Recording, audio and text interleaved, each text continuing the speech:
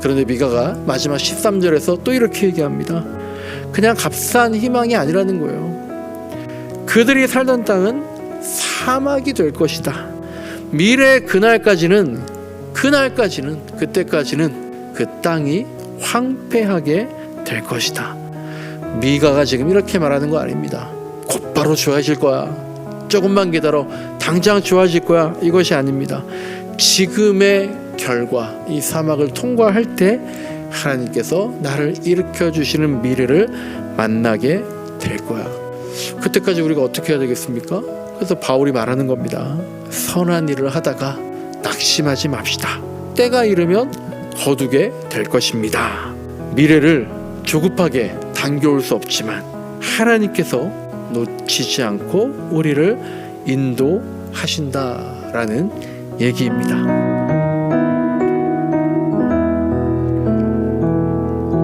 오늘은 미가서 말씀 보면서 그때와 지금과 미래라는 제목으로 말씀을 나눌 텐데요. 한 해를 마무리하고 또 한 해를 소망하는 그런 시간이 되었으면 좋겠습니다. 그러니까 이제 한 해 마지막이니까 이런 단어들이 떠오르는 것 같습니다. 그때, 과거죠. 그리고 지금, 현재죠. 그리고 미래, 이런 단어들이죠. 그래도 그때가 좀 더 나았지, 이렇게 생각하는 사람도 있습니다. 지금은 참 버겁다. 미래는 좀 달라져 있을까? 혹은 미래는 어떻게 될까? 지금이 너무 좋은데 그때가 좋았는데, 여러 가지 생각들이 듭니다. 연말이 되면 이런 생각들이 그냥 자연스럽게 드는 것 같고요. 또 당연히 이런 생각들을 또 해야 될 것 같기도 하는 거죠. 근데 이 말들 속에 그때는 너무 힘들었어, 지금도 마찬가지야, 미래는 좀 달라질까? 어떤 이런 생각들이 단순한 감상이 아니라 우리의 삶의 자리, 되게 치열한 그 삶의 자리를 버텨온 사람들이 할 수 있는 그런 고백들, 그런 것들을 지금 미가서가 얘기하고 있는 겁니다. 우리가 가정에서, 또 직장에서, 교회에서, 또 각자의 삶의 자리에서 눈에 띄지 않게 하지만 성실하게 열심히 다 살아냈는데요. 오늘 미가서 7장에서 미가라는 선지자가 바로 그런 사람의 목소리로 말을 하고 있는 겁니다. 그냥 막연하게 미래가 환상으로, 미래는 장밋빛이다, 그렇게 얘기하면서 시작하지 않고 오히려 너무 처절하게 무너진 현재와 되게 씁쓸한 과거를 정직하게 바라보는 그런 자리에서 미가가 연설을 시작합니다. 그래서 1절에서 이렇게 말하죠. 절망이다. 개역개정에는 재앙이로다, 이렇게 되어 있더라고요. 근데 세번역 성경이 절망이다, 너무 확 와닿는 그런 단어인 것 같아요. 왜 재앙이냐? 미가가 나는 가지만 앙상하게 남은 과일나무와도 같다. 포도나무에 포도 한 송이도 달려있지 않는 그런 나무와도 같기 때문에, 정말 아무것도 열리지 않는 그런 앙상한 나무 같기 때문에 재앙이다라는 겁니다. 그런데 그렇게 아무것도 열리지 않았어요. 그게 재앙이에요. 그래서 절망이에요. 왜 그렇습니까? 이건 단순한 낙심이 아니라 우리가 지나가는 길에 나무를 보는데 감이 하나도 열리지 않고 포도가 하나도 열리지 않았다 그래서 우리가 절망이라고, 재앙이라고 얘기하지 않습니다. 내 나무가 아니니까요. 왜 절망이고 재앙이냐 하면 기대했기 때문에 그렇다는 거죠. 열매가 맺히길 기대했고 수확이 있을 줄 알았다는 그런 기대가 있었는데 그게 아니니까 절망이다라고 얘기하는 거죠. 이스라엘에게 그때, 오늘 설교 제목 그때와 지금과 미래, 그때 그 과거는 하나님이 함께 하신다고 믿었던 그런 시간들이었어요. 예배가 있었고요, 제사가 있었고요, 성전이 있었고요, 제도가 있었고요, 갖춰져야 할 것들이 이스라엘에는 다 가지런히 놓여 있었던 과거의 때입니다. 하지만 미가가 말합니다. 그때가 그렇게 다 갖춰져 있어 보였지만 이스라엘의 그때가, 이스라엘의 과거가 다 좋았던 것은 아니었다라는 거예요. 왜 그러냐면 겉으로는 풍성해 보이고 겉으로는 다 갖춰져 있어 보였지 모르겠지만 이스라엘의 백성들의, 제사장들의 성전의 안은 다 썩어져 가고 있었기 때문이라고 얘기하는 겁니다. 이 말은 우리가 마찬가지로 오늘 내 형편에서 아프게 다가올 수도 있어요. 우리가 그리워하는 과거가 있을 수 있습니다. 그때 역시 완벽했던 시절이 아니라 문제들을 미뤄두고 그냥 봉합했던, 그냥 지나치면서 봉합하기에 급급한 그런 시간일 수 있었기 때문입니다. 이스라엘이 계속해서 하나님께서 말씀하십니다. 돌아서라고. 근데 봉합하기에 급급했던 그 시간을 보냈기 때문에 나무에 아무것도 열리지 않게 되었다라고 미가가 절망이라고 말하는 거예요. 근데 이게 미가 혼자만의 개인적인 낙심이 아니라 이스라엘 공동체 전체의 붕괴를 앞에 둔 예언자의 심정으로 얘기하고 있는 거죠.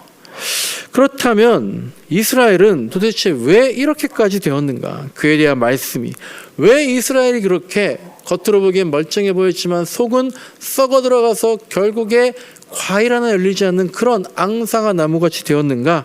그에 대한 말씀이 2절부터 6절에 나와 있습니다.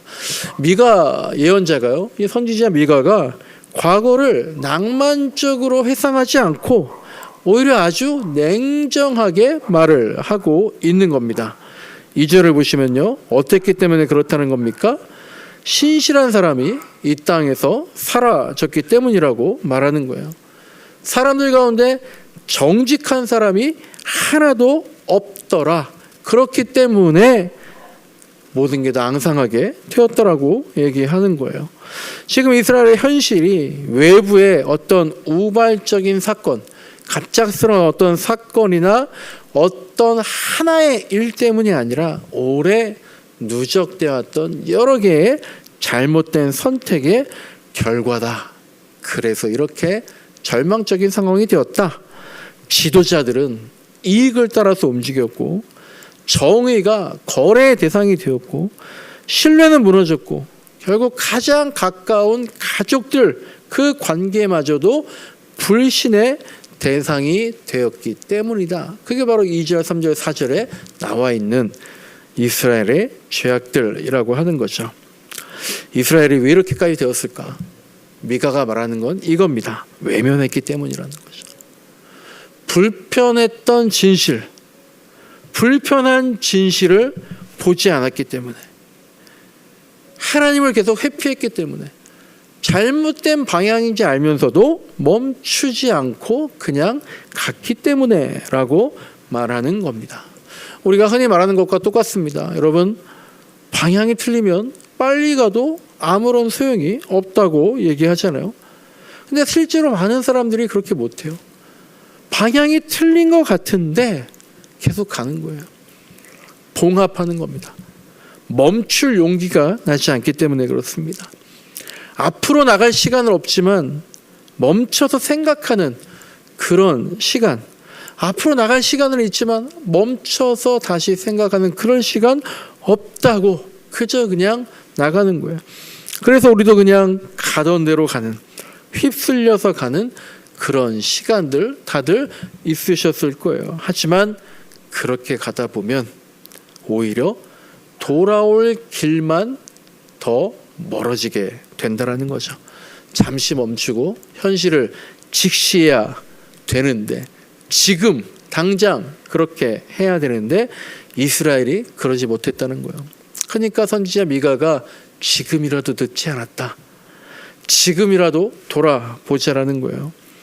그런데 여기서 중요한 점이 하나 있는데, 미가는 이 절망의, 이스라엘의 절망의 현실 앞에서 신앙을 포기하지 않지만 현실을 미화시키지도 않고 있다는 거예요. 이것이 미가의 신앙의 깊이인 것 같습니다. 믿음은요, 항상 밝은 말만 하는 태도가 아니에요. 하나님이 알아서 해주시겠지? 긍정적으로 생각해야지? 항상 밝은 말만 하는 거, 그게 믿음이 아니다라는 거예요. 어둠을 어둠이라고 말할 수 있는 것, 그것도 믿음이라는 거죠. 그래서 시편 34편을 보면 이런 말씀이 있어요. 여호와께서는 상한 마음을 가까이 하시고, 상한 마음을 가까이 하시고, 내 상한 마음을 그대로 가까이 하시고 부서진 내 영을 구원하신다. 그런 고백이 있습니다.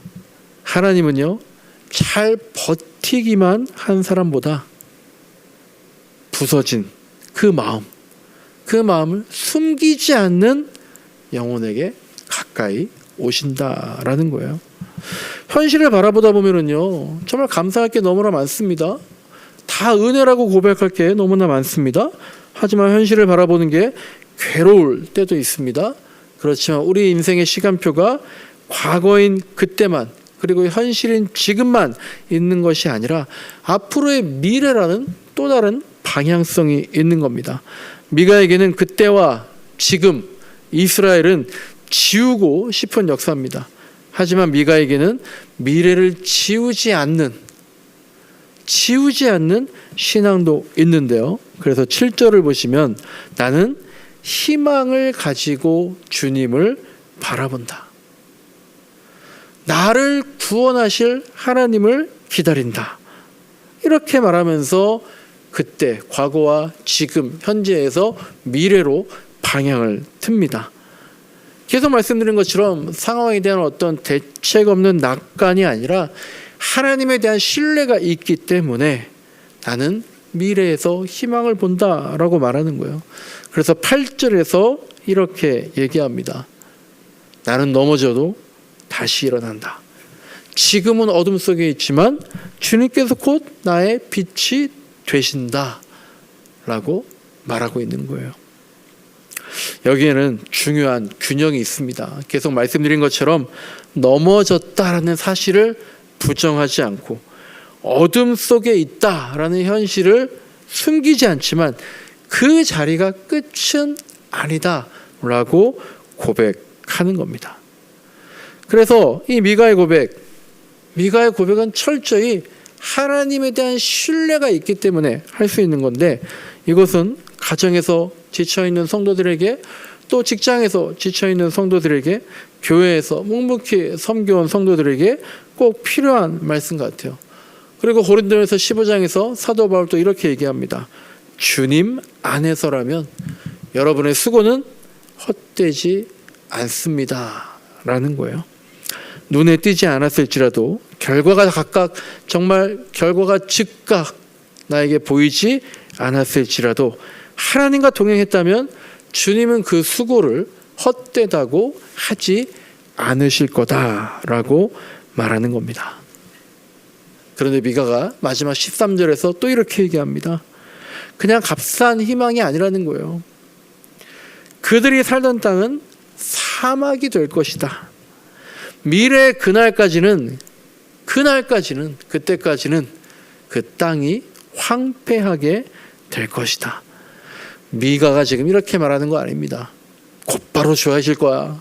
조금만 기다려. 당장 좋아질 거야. 이것이 아닙니다. 지금의 결과, 이 사막을 통과할 때 하나님께서 나를 일으켜 주시는 미래를 만나게 될 거야. 그때까지 우리가 어떻게 해야 되겠습니까? 그래서 바울이 말하는 겁니다. 선한 일을 하다가 낙심하지 맙시다. 때가 이르면 거두게 될 것입니다. 미래를 조급하게 당겨올 수 없지만 하나님께서 놓치지 않고 우리를 인도하신다라는 얘기입니다. 2025년 마지막 주일 예배 때 우리가 이런 것들을 생각하면 좋겠습니다. 첫째로는요, 그때를, 과거를 미화하지 말자라는 거예요. 좋았던 순간도 있었지만 놓쳤던 순종의 시간도 있었습니다. 그걸 인정해야 됩니다. 그때에도 버리지 않았던 나의 고집이 있었다는 거, 그것도 인정하는 겁니다. 그렇게 그때를 객관적인 눈으로 인정하는 그런 시간들을 우리가 가져야 하는 그런 시간인 것 같습니다. 둘째로는 지금을 또 부정하지 말아야 된다는 거예요. 힘들면 힘들다고 말할 수 있어야 되는 겁니다. 그래서 우리가 시편을 보면 위로가 되잖아요. 왜 위로가 되고 왜 소망이 됩니까? 시편의 저자들마저도 너무나 힘들었기 때문에. 그래서 시편을 보면 맨날 하는 말이 어느 때까지입니까? 언제까지입니까? 이런 고백이 수도 없이 나오고 있지 않습니까? 그렇게 현실의 아픔을 숨기려고만 하지 말고, 부정하지 말고 그대로 주님께 가지고 가는 것. 그럴 때 주님이 그래 너 수고했구나 힘들구나 나에게 와라 내가 너희를 쉬게 하겠다 그렇게 말씀하실 수 있게 되는 거죠. 그리고 이제 세 번째로 우리의 미래를 하나님께 맡겨야 된다는 거예요. 미래를 다 하나님께 맡기고 있습니까? 미래는요 우리의 계산이 아닙니다. 투입을 이만큼 하면 산출된다는 그렇게 딱딱 떨어지는 계산이 아닙니다. 미래는 계산 위에 놓여 있는 게 아니라 하나님의 성품 위에 놓여 있는 거예요. 우리의 미래를 우리는 구체적으로 알 수 없어요. 하지만 우리 믿음의 선조들은 성경을 보면 그들이 겪은 미래를 히브리서에서 이렇게 고백을 하고 있습니다. 하나님은 여러분의 수고와 성도들을 섬긴 그 사랑을 잊지 않으신다라는 거예요. 하나님의 성품 여러 가지가 있지만 하나님은 잊지 않으신다라는 거예요. 하나님을 기억하고 계신다는 겁니다. 여러분이 올 한 해 가졌던 아픔과 고민과 한숨을 잊지 않고 계신다. 기억하고 계신다. 그리고 반드시 갚아주신다라는 거예요. 하나님이 어떻게 갚아주실까? 하나님이 어떻게 응답하실까? 그 응답에 대한 어떤 공식이 있는 게 아니라 내가 더 섬기면, 내가 더 봉사하면, 내가 더 열심히 예배하고 더 많이 기도하면 그런 공식이 있는 게 아니라 우리한테 반드시 갚아주시는 것이 하나님의 성품이시기 때문이다라는 거예요. 하나님의 성품은 우리에게 은혜를 주시는 거예요. 그런데 여러분 오늘 본문 보시면요. 이스라엘의 파괴된 현실, 이 재앙, 좌절, 절망 그것은 그들의 이스라엘의 죄 때문이다라고 9절과 13절에 나옵니다. 죄 때문에 이렇게 재앙, 절망 가운데 있지. 우리도 그래서 보통 이렇게 쉽게 결론을 내립니다. 내가 혹시 이렇게 힘든 이유는 무슨 죄가 있었기 때문이겠지. 막 생각해요. 내 죄가 뭘까?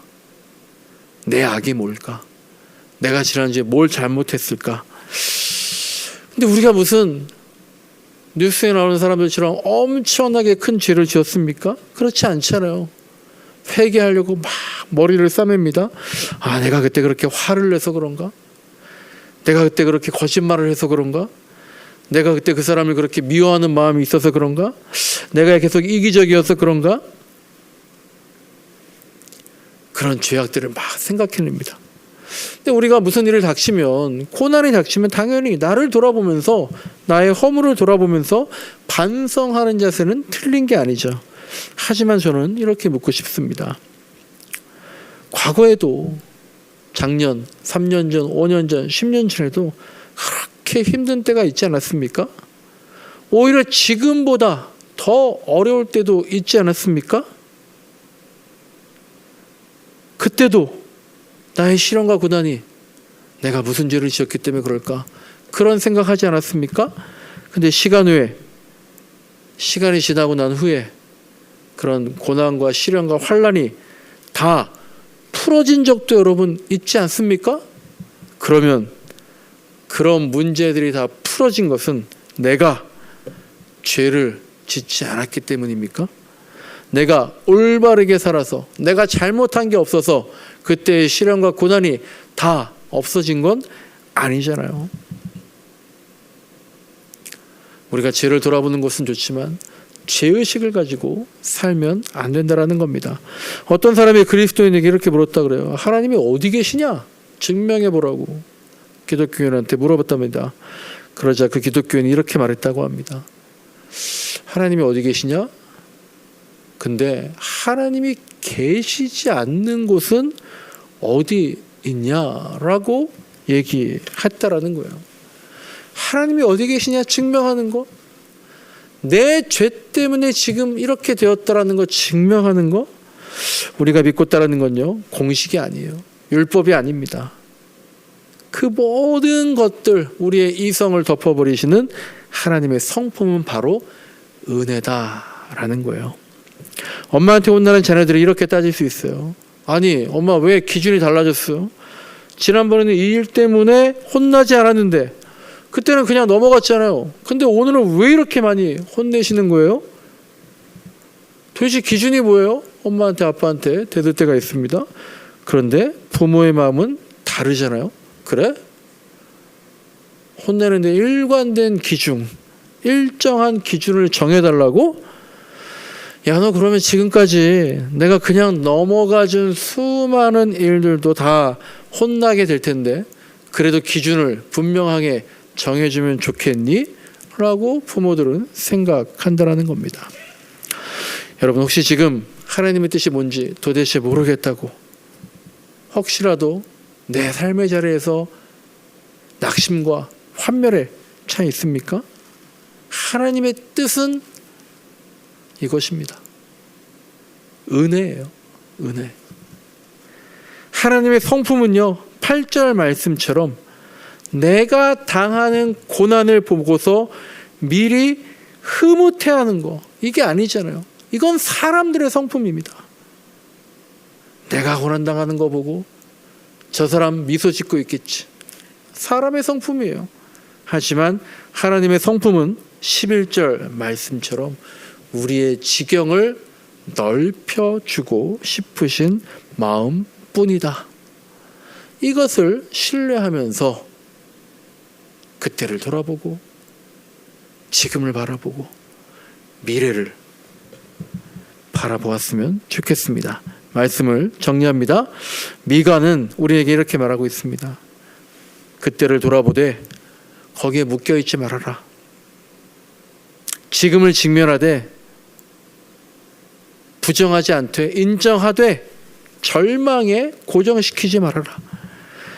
미래를 바라보되 막연한 기대에 있지 말아라. 하지만 하나님의 섭리는 미래의 지경을 넓히는 것이다. 그게 하나님에 대한, 우리에 대한 하나님의 성품이다. 이 세 개의 시간, 그때와 지금과 미래, 여기를 관통하는 고백은 제가 볼 땐 하나인 것 같아요. 8절 말씀, 이런 말씀이 있습니다.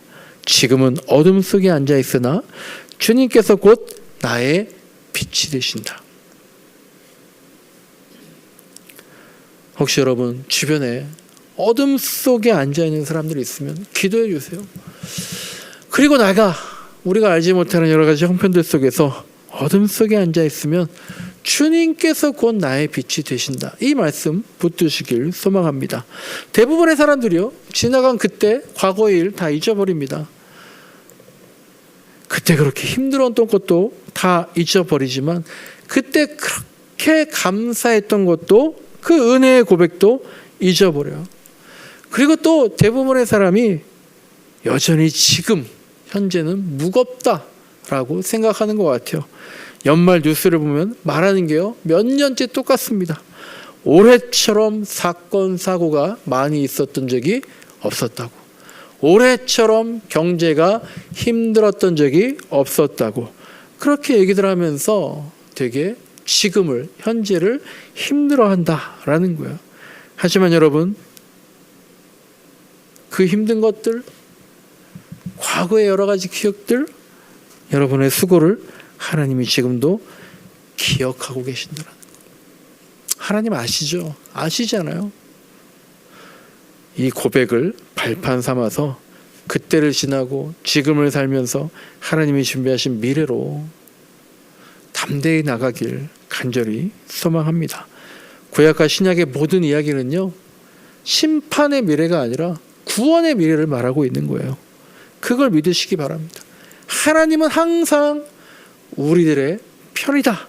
그걸 믿었으면 좋겠습니다. 그 믿음의 고백으로 그때의 아쉬움과 지금의 아픔을 털어내고 하나님이 사실 가장 주고 싶어 하시는 위로와 소망과 은혜의 미래를 꼭 만나는 저와 여러분들의 2025년 12월 2026년 한 해가 되시길 간절히 진심으로 축복합니다. 찾아라. 찾을 것이요. 찾아라. 고통스러울 거다. 그러나 경이로울 거다. 여러분, 예수를 찾아서 길을 나서시기를 진심으로 소망합니다. 그 길에서 구하고 찾고 두드리십시오. 찾을 때까지 그치지 마십시오. 중도에 포기하지 맙시다. 그러면 예수님 만날 겁니다. 그런데 그 과정은 고통스러울 수도 있다는 거예요. 진짜 예수를 만난다는 것은 나의 고정관념과 자아가 깨지는, 나의 인식이 뒤집어지는 그런 놀라운 사건이기 때문입니다. 내가 주인 되었던 삶이 무너지는 아픔이, 고통이 있을 겁니다. 하지만 그 고통의 순간에 찾아오는 압도적인 경이로움, 그 신비로움을 저와 여러분들의 인생에서 계속해서 경험해 나가길 진심으로 축복합니다. 그래서 여러분, 권면합니다. 길을 나섭시다. 예수를 찾는 그 길, 신앙의 여정을 꼭 걸어가시는 저와 여러분이 되시길 간절히 소망합니다.